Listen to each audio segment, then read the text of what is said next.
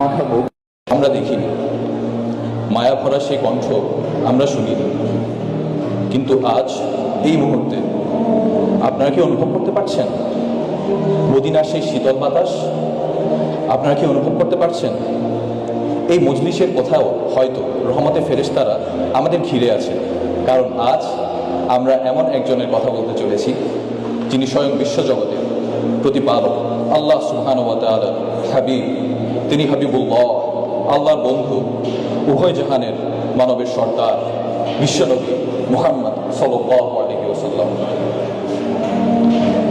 অথচ আজকের এই যান্ত্রিক নগরে আমাদের ব্যস্ততম জীবনে আমরা কি একবারও ভেবেছি কে তিনি, আমাদের সাথে তার সম্পর্কটা আসলে কিসের?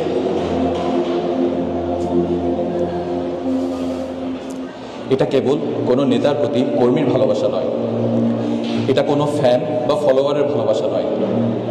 এই ভালোবাসা, এই টান রক্তের চেয়েও গভীর, আত্মার চেয়েও আপন।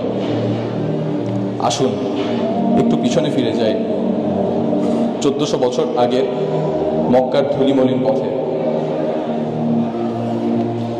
আপনার কি মক্কার অলিগলিতে হাঁটা সেই মানুষটিকে দেখতে পাচ্ছেন, যিনি ছিলেন মক্কার সবচেয়ে সম্ভ্রান্ত বংশের সন্তান? সবাই তাকে আল আমিন বলে বুকে জড়িয়ে ধরতেন।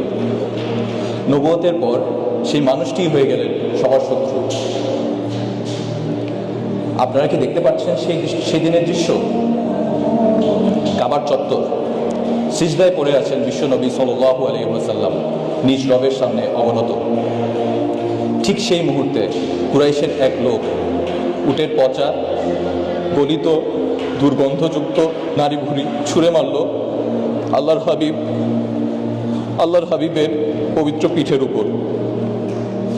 কল্পনা করতে পারেন সেই দুর্গন্ধ, সেই ভারী বোঝা? নারী ভুঁড়ির দুর্গন্ধে শ্বাস বন্ধ হয়ে আসছে, ভারে তিনি নড়তে পারছেন না। সেদিন দৌড়ে এসেছিল ছোট্ট মেয়ে ফাতিমা। বাবার পিঠ থেকে ময়লা সরাতে সরাতে ফাতিমা কাঁদছিল। মাথা তুলে মেয়ের চোখের পানি মুছে তিনি বললেন, কেঁদো না মা, আল্লাহ তোমার বাবাকে রক্ষা করবেন।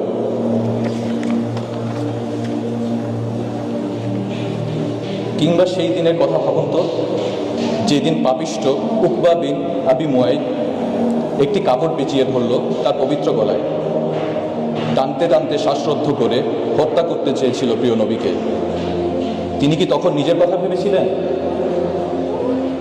আর তাই